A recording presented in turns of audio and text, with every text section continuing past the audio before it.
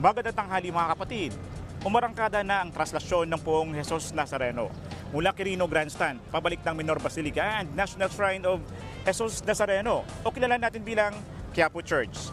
Libo-libong deboto ang kasalukuyang sumama sa paglalakbay ng andas bilang pamamanata sa Poon.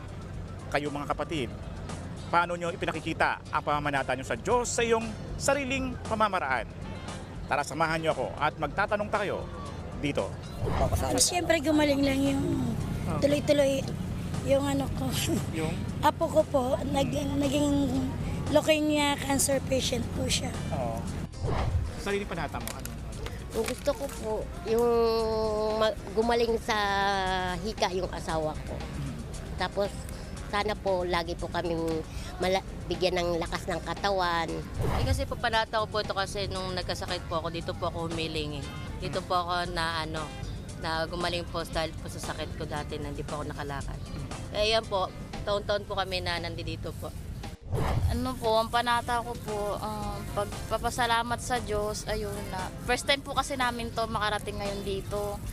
Tapos hinihiling ko po kasi, yan nga, good health sa pamilya.